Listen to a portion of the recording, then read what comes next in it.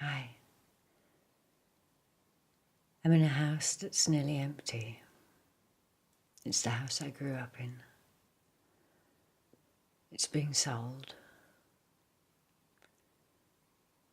We've got rid of a lot of the stuff. My mum's still alive. She's moved up to a flat in assisted living. So a lot of the stuff has gone up with her, the good stuff. Next week, the auctioneers are coming in to take a load of stuff away. And then the clearance people are coming in. And it's bittersweet, as you can imagine, I'm sure. And it's strange. There are so many memories here. And most of them are, joyful connection, wonderful memories. And I've pointed the camera at this chair because my mum always had these soft toys there. So I left them there. And they always make me smile. And the books, there's still a load of books in the studio, and I was looking through them to see what might still be here, and I found all these, which are my books and my brother's books when we were kids. And I can't leave them here. They're going to have to go and stay in her flat because I live on the other side of the world and there's only so much I can take with me. So she's just going to have to kind of suck it up, and she will. She loves me and I love her, and we both smile about these things. We're very close. Yeah, I read these book titles. It was just so lovely to see all these here. Heidi. If you're my age roundabout, you'll know all these books. If you're not, it might be really boring. The Weirdstone of Brittingham. Over here I've also got Elidor by Alan Garner. And here, The Family from One End Street. Charlotte's Web. A Milne House at Pooh Corner. I've got two more of these. When we were very young, and Winnie the Pooh. 101 Dalmatians. Can't pick that one out. The Island Stallion's Fury. I was into a lot of pony things when I was younger. Dragon in Danger. The Incredible Journey. Casey, that's about a cat. Richard Adams, Watership Down. And I've put this one on top. This is Now We Are Six. And this is my brother's favourite book when he was probably about 6. Except then we called it Now We Are Sick, because we tended to read it when he was sick. Or any of us were, really. Lovely bit of artwork there, hey? Can't remember who did that, if it was me or him. Well, we knackered that book, didn't we? To Anne Darlington, now she is 7, and because she is so special,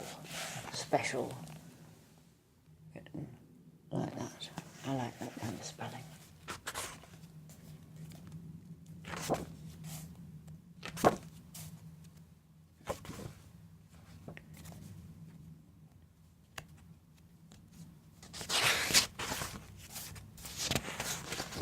Pages coming out. I love this one. Busy. I think I am a muffin man. I haven't got a bell. I haven't got the muffin things that muffin people sell. Maybe I'm a postman. No, I think I'm a tram. I'm feeling rather funny. I don't know what I am. You're loving it.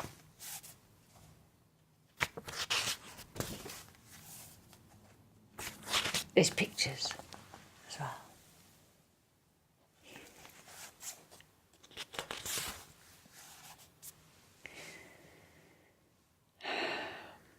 It's sad because reading these, it's that bittersweet thing again. It brings back such memories and they're wonderful. It's not sad. Sneezels. Christopher Robin had weasels and sneezels. They bundled him into his bed. They gave him what goes with a cold in the nose and some more for a cold in the head. They wondered if weasels could turn into measles, if sneezels would turn into mumps. They examined his chest for a rash and the rest of his body for swellings and lumps. They sent for some doctors in sneezels and weasels to tell them what ought to be done. All sorts of conditions of famous physicians came hurrying round at a run. They all made a note of the state of his throat. They asked if he suffered from thirst. They asked if the sneezels came after the weasels or if the first sneezel came first. They said, if you teasel a sneezel or weasel, a measle may easily grow. But humour or pleasel, the weasel or sneezle, the measle will certainly go. They expounded the reasons for sneezels and weasels, the manner of measles when new.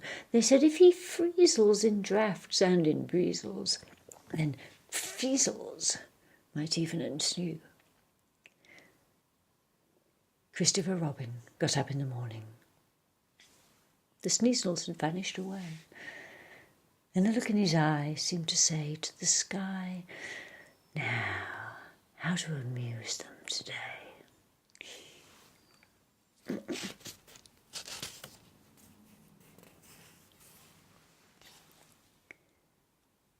Binker. Binker, what I call him, is a secret of my own. And Binker is the reason why I never feel alone. Playing in the nursery, sitting on the stair, whatever I'm busy at, Binker will be there. Oh, Daddy's clever. He's a clever sort of man. And Mummy is the best since the world began. And Nanny is Nanny, but I call her Nan. But they can't see Binker. Binker's always talking, because I'm teaching him to speak. He sometimes likes to do it in a funny sort of squeak, and he sometimes likes to do it in a hoodling sort of roar, and I have to do it for him because his throat is rather sore. Oh, Daddy's clever. He's a clever sort of man, and Mummy knows all that anybody can.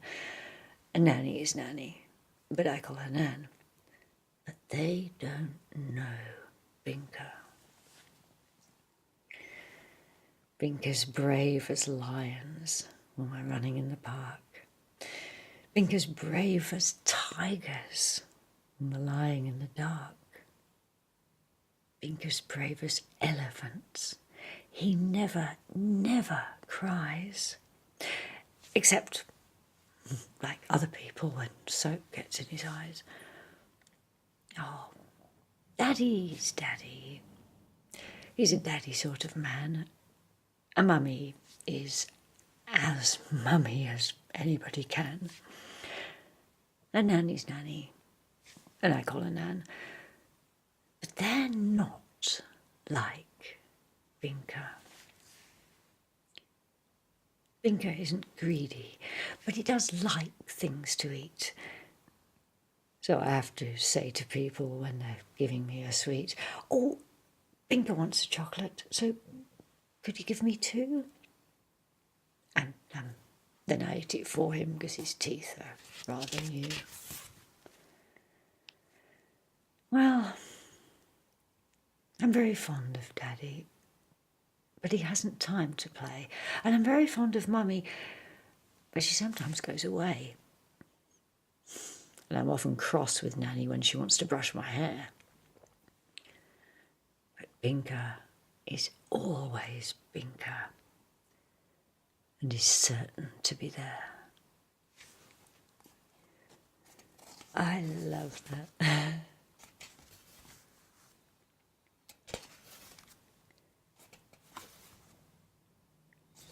There's pictures here.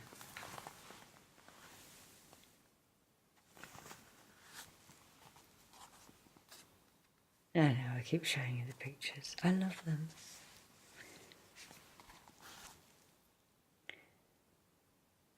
The charcoal burner has tales to tell. He lives in the forest. Alone in the forest. He sits in the forest. Alone in the forest. And the sun comes slanting between the trees. And rabbits come up and they give him good morning. And rabbits come up and say, "Beautiful morning." And the moon swings clear of the tall black trees, and owls fly over and wish him good night, quietly over to wish him good night.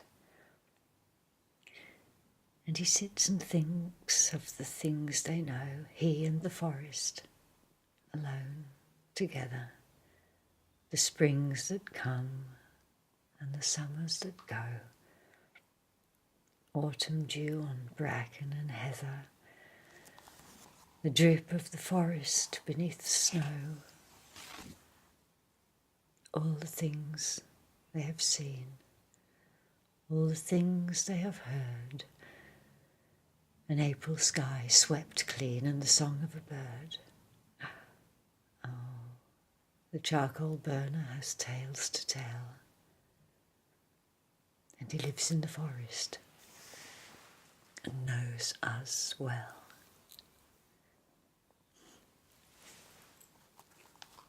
This one's a little bit like Binker. It's called Us Too, and I love it.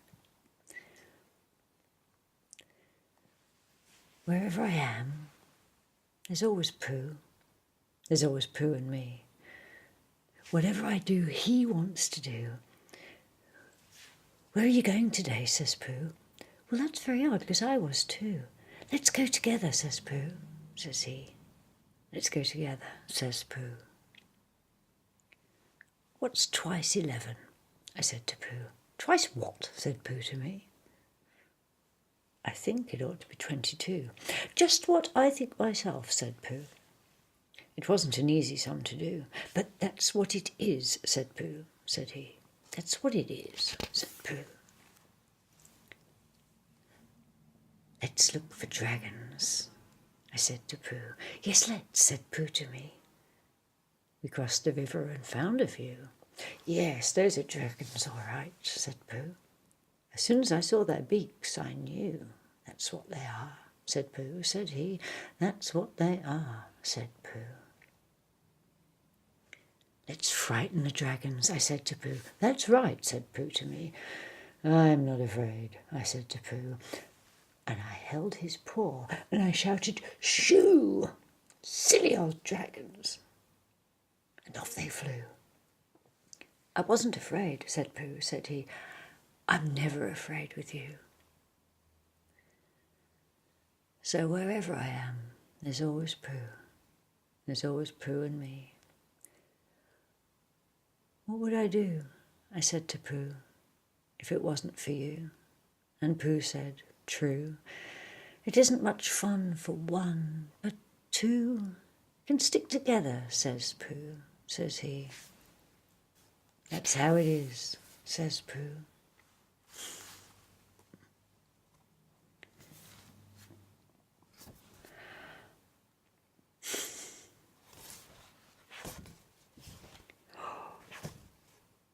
got so many more I want to read.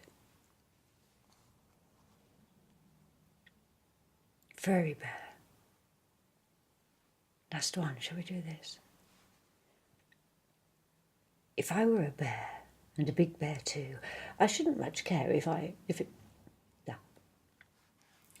were a bear and a big bear too, I shouldn't much care if it froze or snowed. I shouldn't much mind if it snowed or friz. I'd be all fur-lined with a coat like this. For I'd have fur boots and a brown fur wrap and brown fur knickers and a big fur cap. I'd have a fur muffle ruffled to cover my jaws and brown fur mittens on my big brown paws, with a big brown furry down up to my head. I'd sleep all winter in a big fur bed.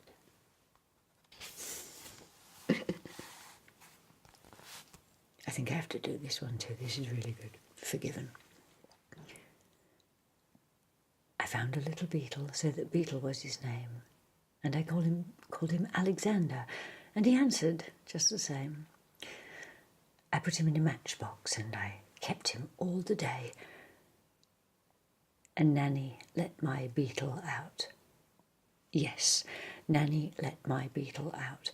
She went and let my beetle out. And Beetle ran away. She said she didn't mean it, and I never said she did. She said she wanted matches, and she just took off the lid.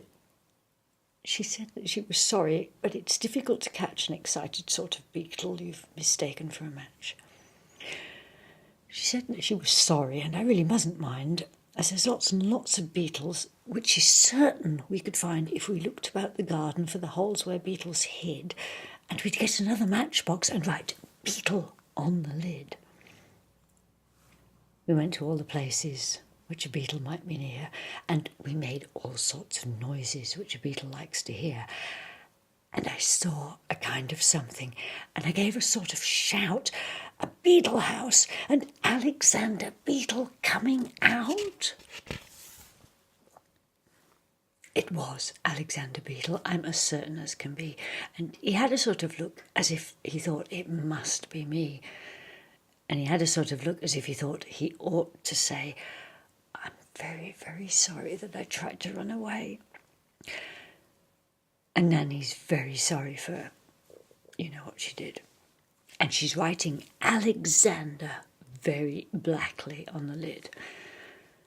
So Nan and me are friends, because it's difficult to catch an excited Alexander you've mistaken for a match.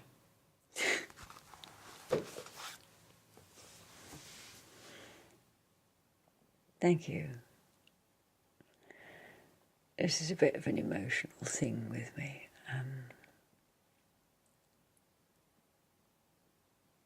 I hope you've felt it too.